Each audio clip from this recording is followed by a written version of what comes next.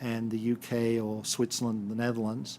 But I have some question about whether experts really are expert about this in identifying those barriers, and whether experts in 2008 reporting what was the problem in 2000 are not in part rationalizing the events that later occurred, because I do not doubt that there was a large increase in treatment seeking. But there was a large increase in treatment seeking throughout much of Western Europe during this period. And part of it has to do with the aging of the heroin addict population, which has occurred in most of Western Europe and in the United States. What we see here in Switzerland, not so much the UK, certainly the Netherlands, I think in Italy as well, is evidence that the population of heroin dependents mostly initiated heroin use in the 70s, 80s, or 90s. And since at least the year 2000, that population has steadily been getting older and has been more likely to seek treatment. And I suspect that Portugal, a laggard in this respect, and I mean laggard is merely descriptive, not pejorative, a laggard in this respect, is now seeing that same end of heroin epidemic, aging, treatment seeking by its heroin dependent population. In general, much of what is recorded here by way of sort of improvement in the drug situation, I think is consistent with what's happened to many other Western countries. Cannabis use has declined amongst youth in most Western countries since about 2000. You know, what you see across many countries is an increase in cannabis use amongst youth through the 1990s, and then an ending and a decline, sometimes quite substantial decline, starting sometime between 1998 and 2002. In Australia, the most recent household survey shows youthful cannabis use down by about 1/3 from its peak in 1998. For the US, it's less than that, but it's down noticeably. UK, it's certainly down by 20% over that period. It does not, it doesn't threaten the central conclusion, which is that decriminalization did not lead to a substantial increase, but it reminds you that these policy changes occur in the context of large changes in youth culture. I mean, I am convinced that popular culture is a much more important influence than any policy measure with respect to cannabis use. I wouldn't make the same claim about cocaine and heroin, but these, you know, anything that happens in Finland and Australia can surely only be linked by, I mean, maybe by extremes from the equator, but that's particularly implausible. I think, you know, if popular culture is the story about what goes on with drug use. So when trying to explain changes in drug use patterns, I would put policy in the second rank of factors that you should look at. Now, that sounds quite cynical, but it's in fact very supportive of decriminalization. Because what it says is that if decriminalization reduces the intrusiveness of the state and inequality, and I'll get to that in a moment, and has very little consequence for drug use, then what's the argument against it? And in country after country, not just in the United States, it's clear that decriminalization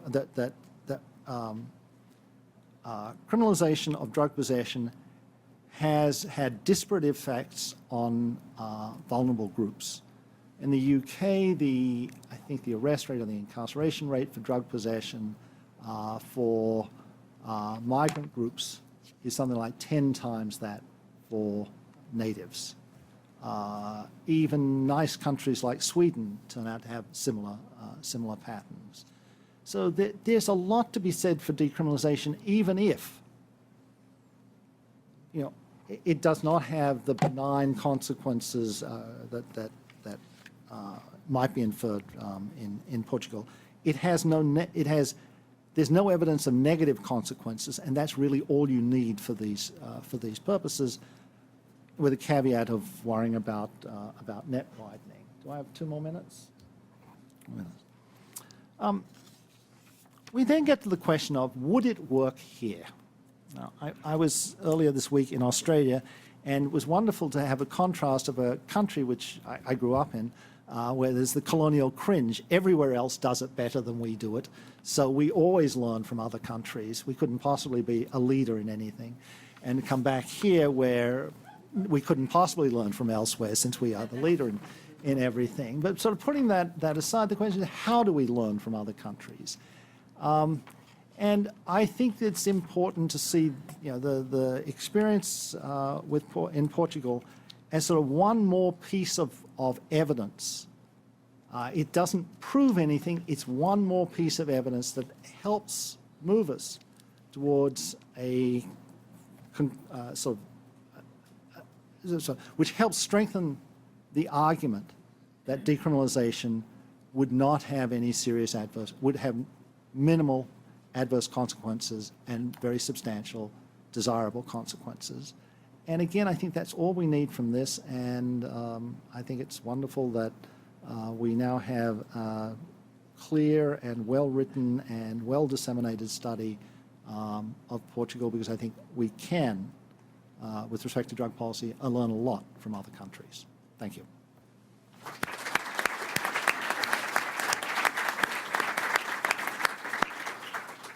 Okay, before we open it up for questions, we're going to give Glenn Greenwald 4 minutes to respond to anything that's been said. We are running a little bit over, so... Yeah, I'll be very brief so we can maximize the time for questions. Just a couple points. First, I appreciate the concession, which I think the evidence compels, that decriminalization has not led to any of the problems that decriminalization opponents predicted. And I think once that is the central concession that can really and should really transform drug policy debates, that if decriminalization won't lead to an explosion of drug usage and might even enable usage rates to decrease, then there is no conceivable rationale for continuing to devote enormous amounts of money to the criminalization scheme and imprisoning and encaging huge numbers of our fellow citizens, because there is no rationale to criminalization. And as I said, I think that's the central myth that drives virtually every drug policy debate in this country. As far as the intrusiveness of the state is concerned, I think it's probably true that there is some degree of intrusiveness, ongoing intrusiveness, from being brought into an administrative hearing. But I think anyone who's ever been involved in a criminal proceeding before, where you're charged with committing a crime, where the court can judge you guilty of committing a crime, where you likely have a criminal record, where you need a lawyer, where you go back repeatedly, where a prosecutor is pointing at you and accusing you of wrongdoing. The intrusiveness of that process compared with going on a one-time basis, 72 hours after receiving a citation, to sit with 3 people who offer you treatment and can't really do much more to you than that. The gap between those is, I think, rather substantial and not minimal. And lastly, I just want to address this question of whether drug usage rates in the EU have actually been declining during this period, rendering Portugal's decline not particularly remarkable. Again, I think there's always some statistical ambiguity, but at least according to the European Monitoring Center for Drug and Drug Addiction, which is set up by the EU to be the centralized agency to collect drug data. And if you look at page 20, there's a chart that demonstrates this, that in most areas of drug usage for EU member states, the amount of drug usage has actually increased rather substantially during this period. And on page 21, it indicates that the annual report of that agency says that, quote, drug use in general remains at historically high levels, but it has stabilized in most areas. It says for cannabis usage, current levels are by historical standards very high. And on page 22, it indicates that for cocaine, it is estimated that in 2007, 4.5 million Europeans used it, up from 3.5 million the year before. And then finally on page 23, it shows on a EU by EU member state basis drug usage rates for 16-year-olds for cannabis. And on page 26, it shows the same statistic for cocaine.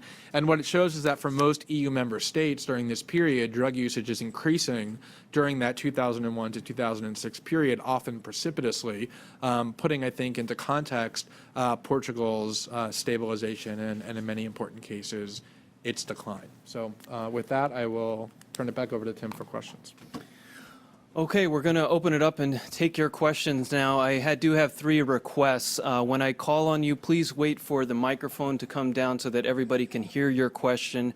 Please identify yourself and any affiliation that you may have, and please keep the questions brief so we can get to as many people as possible. We're not going to allow any 3-part questions today.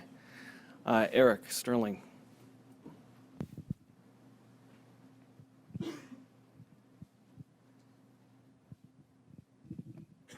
Thank you, Eric Sterling, Criminal Justice Policy Foundation. Can you tell us, Mr. Greenwald, about cultural factors involved in prevention? What were they? What are they? Is this only results in changes in law and no cultural changes involved that affected these different outcomes in drug use? Well, I think it's hard to quantify. I can give you some impressions that I have from the work that I did. I think that the extreme levels of poverty in Portugal meant that there was a substantial portion of the population disaffected and feeling disenfranchised from the government. And when they're targeted with police action and criminalization, that is exacerbated.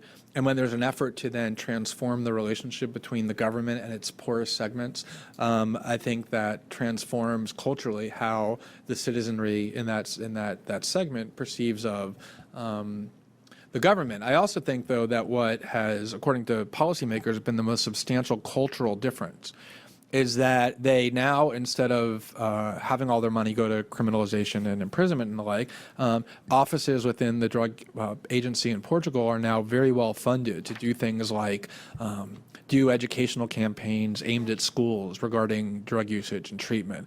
They were particularly proud of this bicycle race that they had where I think 15,000 citizens from Lisbon came, and the idea was they were going to bicycle and in testament to the benefits of health as opposed to the way in which drugs degrade the body. And so they feel like they can transform how these issues are discussed culturally as a result of the greater latitude that they have in their relationship to the population and especially the much greater resources that they have. There may be things in the specific to the Catholicism of Portugal, or Dr. Rutter referred to the political history of living under a dictatorship that may have affected one way or the other how they responded. I think those things are harder to quantify, though.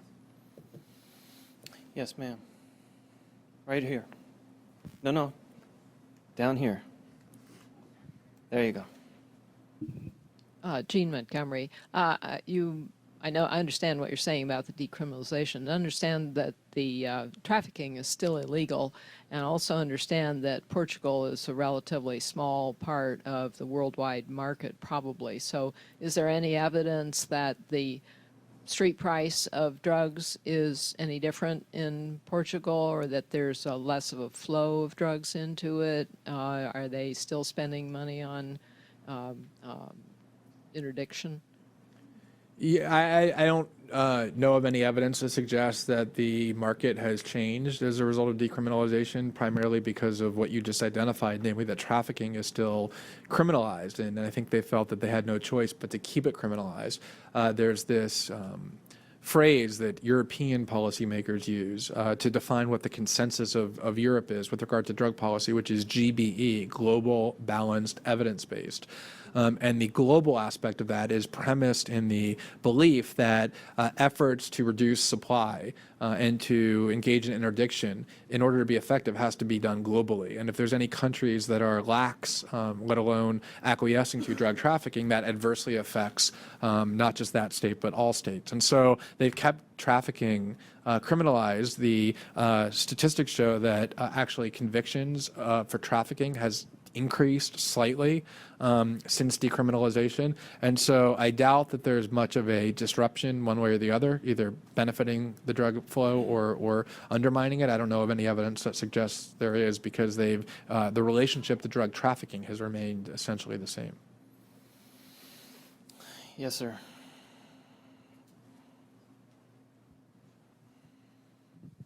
Hi, Jesse Single from the Center for American Progress.